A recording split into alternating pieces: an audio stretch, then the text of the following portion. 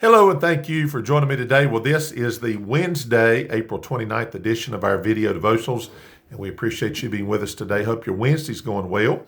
And if you watch these on any regular basis, you know what I'm about to say. It is the middle part of the work week, middle part of the school week, and it's time for church tonight for many of us, so be in your places. And tonight we continue our study of prophecy. We'll be in Revelation chapter 12, and so that's for us as a church as we're continuing through looking at prophecy as found in Revelation. So whatever your church has going on, be there and support that if you will. All right, we're going to be back in Luke chapter 21 today. We're going to look at verses 34 through 36. Yesterday we were in verses 16 through 19, but today we'll look at a little bit different subject here found within the same chapter and find that if you will. Otherwise, we want to say thank you for watching, thank you for comments, thank you for the acknowledgments, and certainly thank you for prayers as we ask people to if you'll pray for situations. And I know you have some, and certainly let us know if we can pray for you.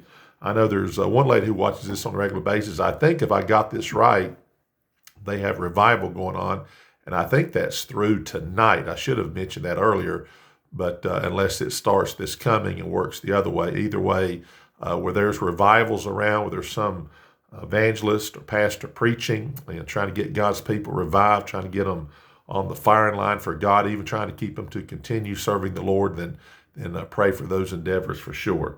All right, so Luke chapter 21, notice verse 34. It says, "And take heed to yourselves, lest at any time your hearts be overcharged with surfeiting and drunkenness and cares of this life, and so that day come upon you unawares.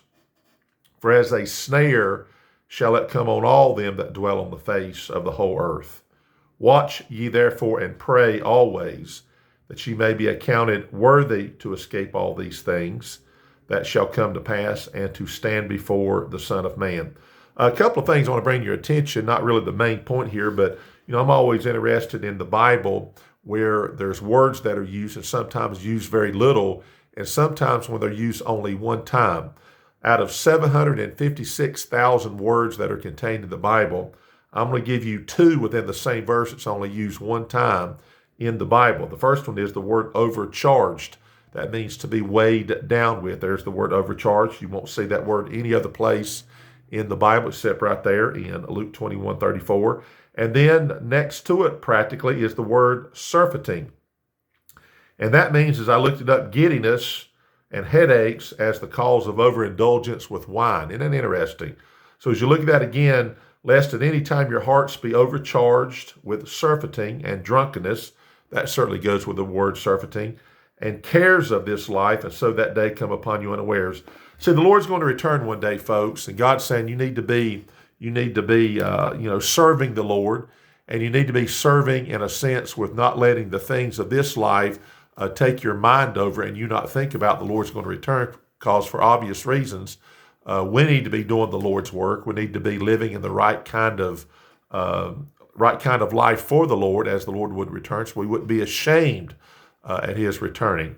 And then, of course, it says it's going to come as a snare that's like a trap. If you've ever walked through the woods, and maybe you've never got your foot caught in a trap, hopefully not, but maybe sometimes when I was a boy, there were people around us, including some relatives, that had these traps they would set out. I'm not a big fan of traps. I don't like when an animal gets trapped. He's there, and I'm not a big fan. I know that's just me. But anyway, imagine walking through the woods in a trap that was designed for a large animal, and that thing was to snap on your ankles, and there you are. The Bible says as a snare, that's the way the Lord's return is going to be one day. And then here's what it says for us to do at this present time. Watch ye therefore. It means like standing guard. It means to be paying attention.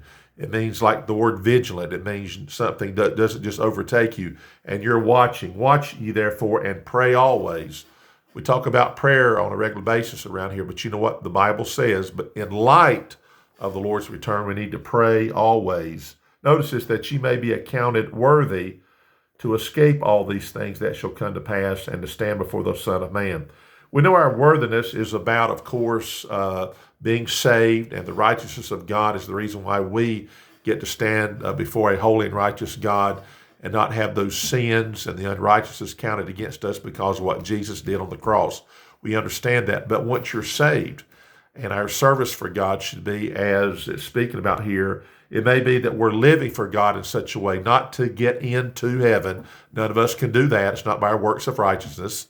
But it is about living for God so that God can look at us and see our faithfulness and see the fact that the world is going to have all this judgment come upon them one day, but God's people are going to be taken out during what we call the rapture, not a word in the Bible, but that event, of course, is just kind of summed up by a word given, a secret snatching away. That will happen first. Then you'll have that 7-year period. Then literally Jesus will come back to this earth and bodily return at the end of that 7-year, that tribulation period. So the point is, we need to be accounted worthy, as it says here, in the sense of not that we're worthy of God's righteousness, but we're saved. And we're living for God, and that we should stand before Him in a sense of our faithfulness and serving Him and doing what we can. So pray always, watch, and certainly that's important, because the Lord's going to return, folks, and we need to be ready and doing the things He wants us to do. All right, going to stop right there. Have a great day, safe day, healthy day, Lord willing. We'll be back tomorrow. Thank you for watching.